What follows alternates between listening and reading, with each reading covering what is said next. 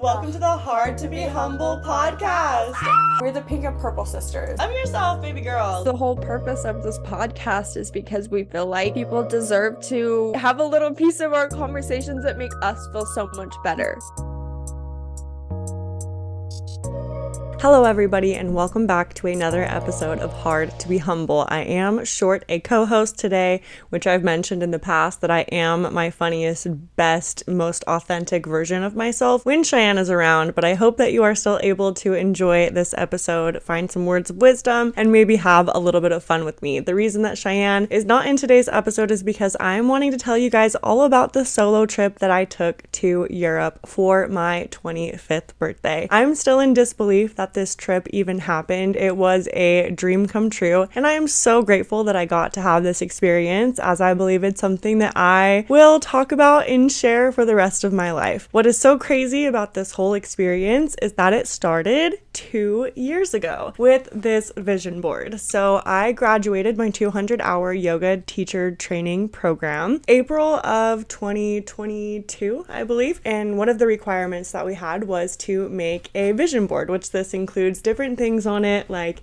a clock for me to remember to have better time management, a journal, a planner, yoga, the ocean, as I wanted to see the ocean more, little printouts of sage, the plant, to remind myself to be my most authentic version of myself. And of course, right up here in the corner, we have a picture of a cafe in France. I honestly don't even know where this idea really stemmed from, as I've always wanted to visit Paris, but when I was making this vision board, I had a very big inspiration pop into my head and say, why don't you plan to be in Paris on your 25th birthday? You've always wanted to go. Let's just add this to the goal list. So that is what I did. Made the vision board, have had it on my wall for the last 2 years, and pretty much everything has came true on this vision board, including having seen the ocean multiple times, graduating my teacher training program, getting to spend more time in nature. And as 2024 hit, I knew that this would be the year that I was supposed to be in Paris on my 25th birthday. As I mentioned, this has been on my wall for the last 2 years as a constant reminder that this was a goal that I had and that I wanted to crush and that I wanted to make happen. The only issue is that the certain job that I had at this time was not providing me with enough money to make this trip happen. My savings had honestly gone out the window. I didn't know how I was going to make it work, but I just trusted in God's timing. I trusted in God's plan, and I knew that I still had this goal, and I was hoping that I would freaking crush it. In February, I started to apply for different waitressing jobs. I applied everywhere, which I was so shocked at how difficult it was to get a waitressing job, because I feel like most restaurants say now hiring. I have never served before, and most people were looking for someone with serving experience, so this kind of put me in a little bit of a predicament, but I was dedicated, I stayed faithful, I stayed strong, and I kept looking. I ended up reaching out to a friend from high school who was working at a restaurant at the time, still is working at the restaurant actually, and asked if her restaurant happened to be hiring. She let me know that they were, and I didn't even end up having my interview with the manager. She said, Samantha, the girl that recommended the job to me, said such wonderful things about you. Let's go ahead and just hire you. Can you start on Monday? And I said, abso-freaking-lutely. And I jumped right on into that job that next week. I was working 2 jobs at the time, pretty bound and determined to make this happen in June, which this was all happening around March. Another crazy part to this whole story is that my childhood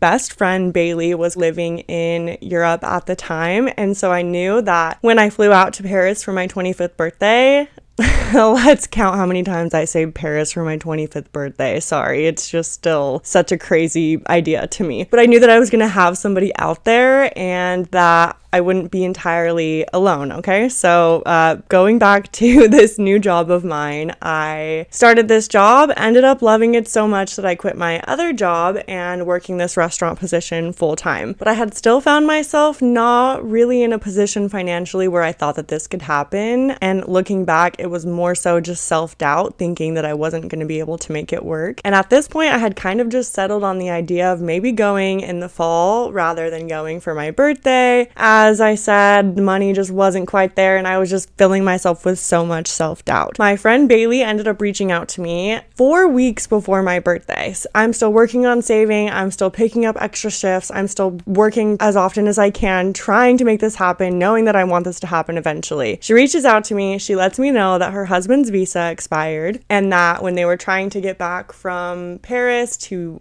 England, which is where they were residing, that's a big word, babe. I don't even know if that's the correct way to use that word either. Anyway, she was going to school in England at the time, and while trying to get back from Paris to England, they found out that her husband's visa was expired, and they were given 6 weeks to get out of Europe and go back home, which this happened to be right around the time of my birthday. So I decided to take the leap, book a ticket, and make it freaking happen. 3 weeks later, I am headed to the airport for my first layover, which happened to be a flight from Phoenix to Vegas. I was then going to be in Vegas for a couple hours before my flight to London took off. What is so cool is that when I landed in the Vegas airport, my brother, who had been in basic training for the last couple months and we hadn't really heard from him, reached out to me, sent me money for my birthday, said, I know you're at the Vegas airport right now. I have a feeling that if you go play some slots, you're gonna win some money. Sure enough, I used that money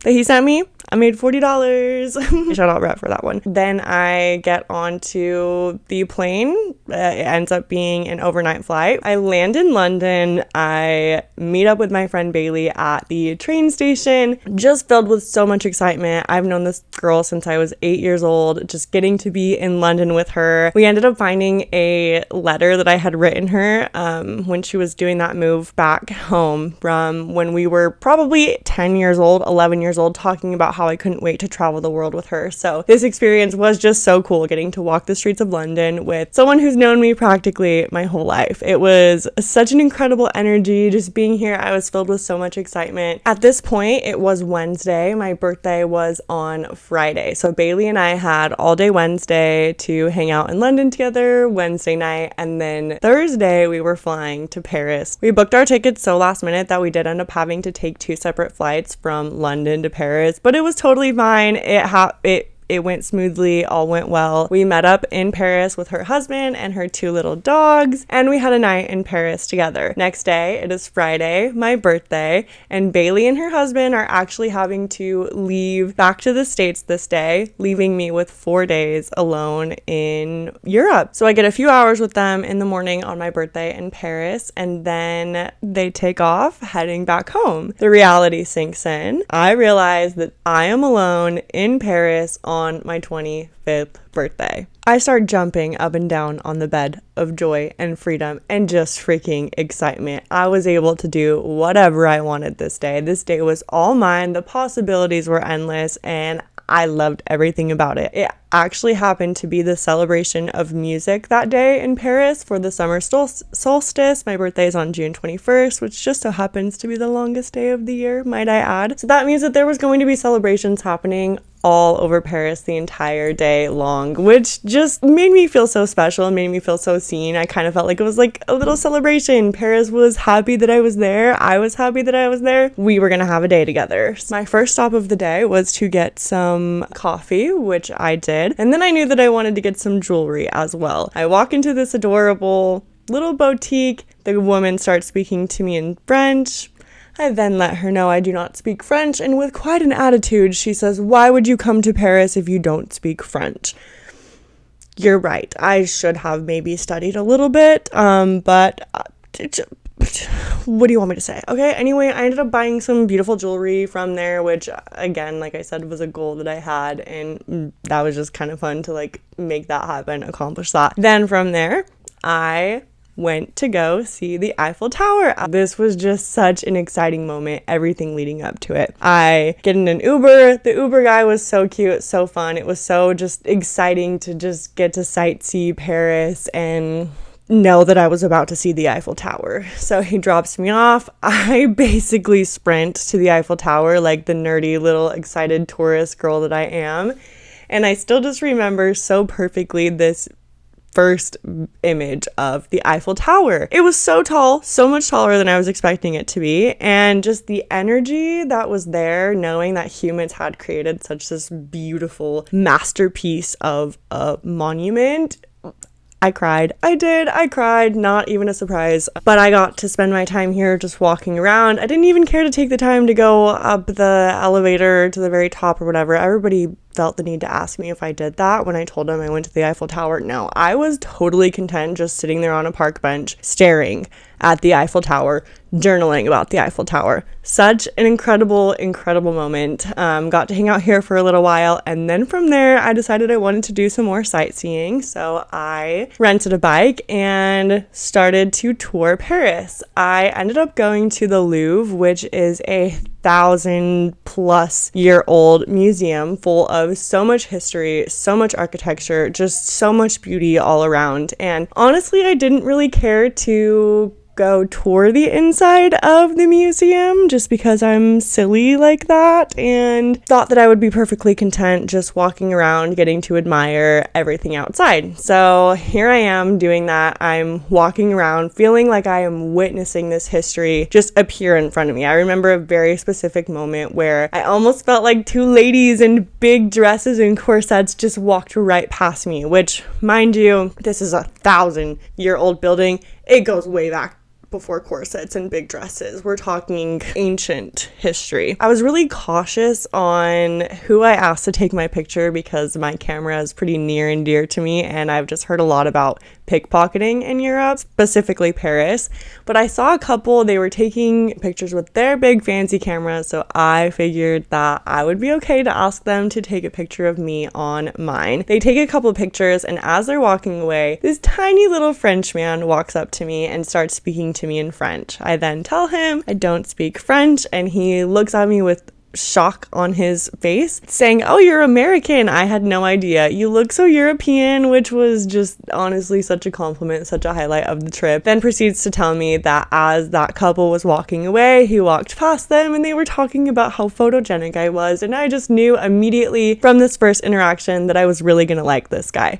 So, and mind you, he was like a 5'5" gray balding French man, but so sweet. He reminded me of one of my uncles. I just felt like so just safe and seen around this man. So I then proceeded to tell him that it's my birthday. I did not tell him that I was there alone. I said that I still had friends waiting back at the Airbnb for me, because I just felt like that was such an unsafe thing to tell anybody, that I was there alone. I kept that a secret. We start walking around the museum together, and he asks if he can take some more pictures of me. So of course I let him. It's fun to like have this conversation, this interaction going on. He then proceeds to tell me that he works at this museum. And as I mentioned before, I didn't really care to go inside. The tickets were pricey. The line was really long, and I just had one day left in Paris. So I wanted to get the best out of it. And also I didn't know that this building was as powerful and monumental as it actually was. So with this man working there, he then offers me a tour of the museum for free, meaning I will get to cut the line. I'll get to go right into the museum with him, and that we did. So we go inside. It was so cool. He had this like little badge, and we just like walked in front of everybody, and he just said, "Oh, she's with me." I just felt like I was getting princess treatment for my birthday. Such an incredible experience. And from here, I get my own little personal tour of the Louvre. This was such an amazing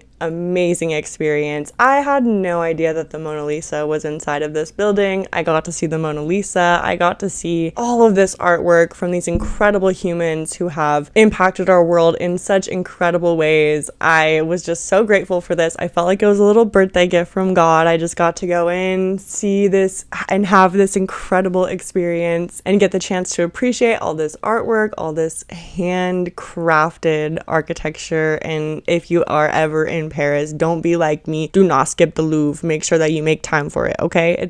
It's right next to the Eiffel Tower too, so you can literally cross both off your lists. Then from here, this sweet little man recommended this restaurant to me, which ended up being almost identical to the picture that I have here on my vision board of Café de Paris. Felt like at that point I could die happy. I got a little macaroon and an incredible coffee coffee, which I do happen to love about Europeans. They drink espresso all day long, and boy, is it good. From here, I then got to ride my bike around Paris for the rest of the night. I did have a goal to go see the Eiffel Tower as it sparkled, and like I said before, with the celebration of music going on, there were people all over the streets all night long. So I didn't ever feel scared being alone, riding my bike out there alone. I drove my bike to the Eiffel Tower at 12:30 in the morning to go see it sparkle at 1, and it did not sparkle, just to throw that out there. It was very sad, but I still got to see so much of Paris, and this was such an exciting, just life-changing event for me. From here, I had a flight to Barcelona the next morning. I figured I was in Europe, I might as well see all that I could see. I get very well rested in my beautiful Airbnb, might I add, and then take off the next morning to Barcelona. At this point, I had been on 5 different flights already, so landing in Spain, I was not only exhausted, I was just that. I was straight out exhausted, man. I couldn't even get myself like as excited as I needed to be for the fact that I was in Spain, but there was also this really comfortable feeling that I got when I landed there, almost like I had been there before, just kind of a feeling like I was back at home. From here, I get checked into my Airbnb, and my first goal in mind is to go spend some time at the beach. I loved everything about the city Barcelona. I loved the energy of the people. I love that nobody drives cars. I love that everybody walks. I love that the beach was packed on a Friday afternoon. No, was that a Saturday? I don't know. Doesn't really matter.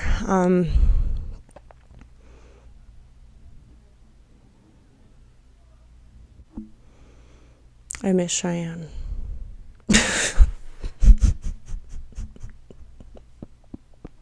This is more fun with her.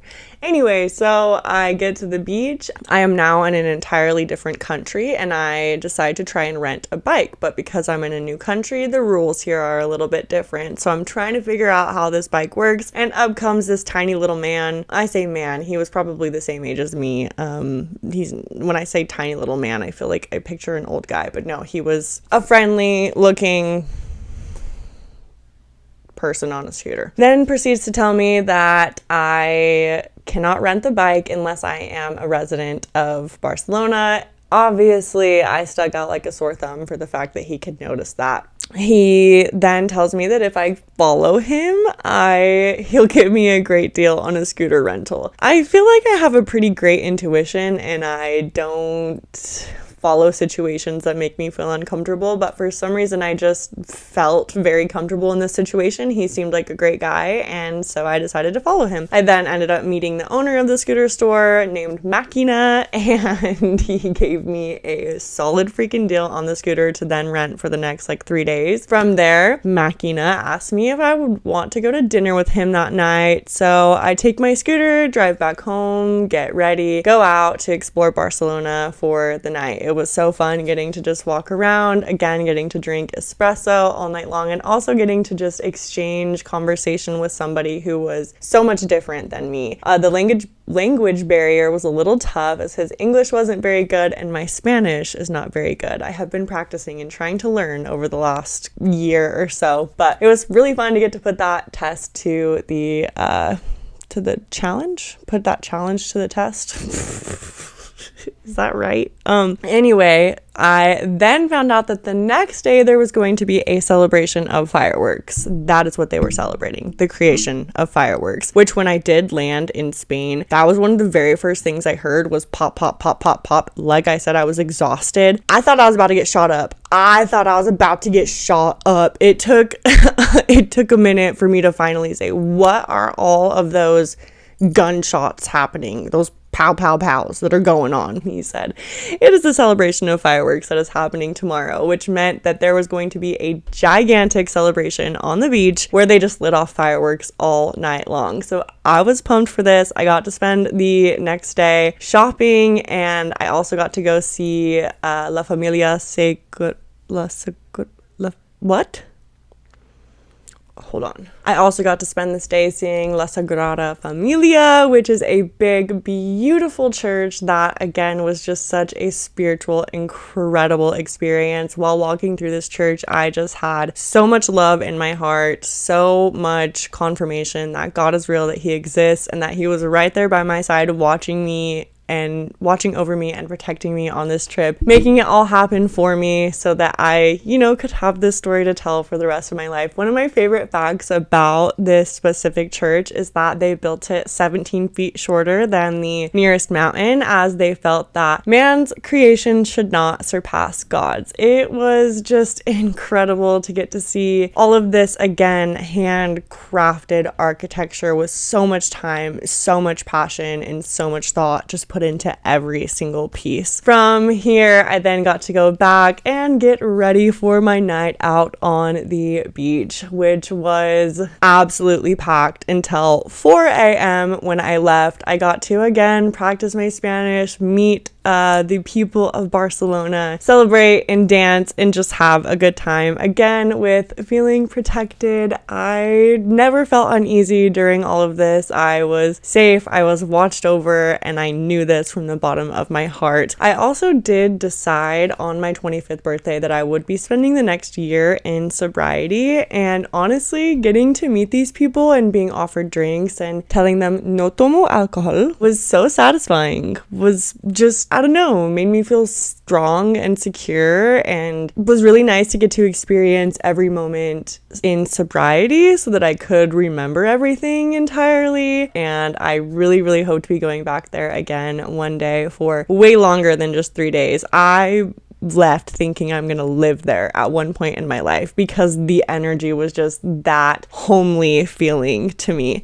From Barcelona, I had one last flight back to London. Psych, I actually had 2 more flights, but I had a flight from Barcelona to London, and at this point I still had not booked my stay for the night, which I ended up coming across this beautiful 600-year-old little chateau building where I checked in and just spent the remainder of my day walking around in a pretty dress, drinking tea, and eating little finger sandwiches and journaling. I got to enjoy a very nice bath that night and just have a lot of self-care and time to reflect. It was such a relaxing, surreal, heavenly place. The only thing I could think of that was wrong or missing with this place was that I was not there with my loved ones. I just cannot wait to go back to this specific place. Again, I'm going to insert a little picture of the building right here because it was just magical. If you've ever seen The Secret Garden, that is what it reminded me of. I could have spent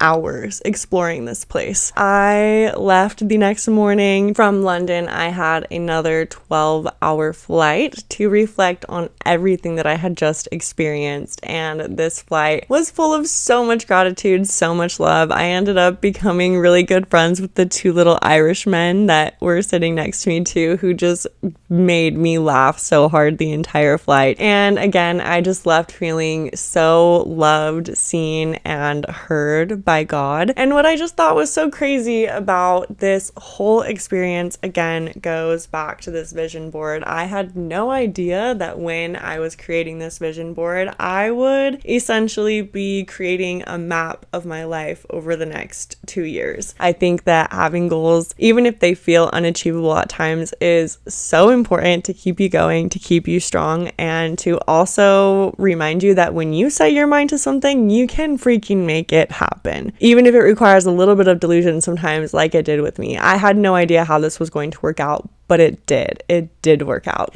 And I know that you are completely capable of doing the same thing. So I 1000% recommend doing a vision board. I will be making a new one as soon as I finish my last little goal. Once I have completed my year of sobriety, I will have accomplished everything on my little vision board, which is very, very exciting. So again, I definitely recommend that, and thank you so much for hanging out with me over the last little bit and listening to me tell my European adventures. There's so many details, and I really could talk about this experience for hours and hours, but again, I just want to express my gratitude to God and the universe for making this happen, for giving me this chance, for creating such a beautiful, wonderful world for us to live in, for giving us people who are still good in their hearts to help give us a greater experience on this life and in this earth. And yeah, thank you again so much. Mwah. I love you. I will talk to you in the next episode. Peace.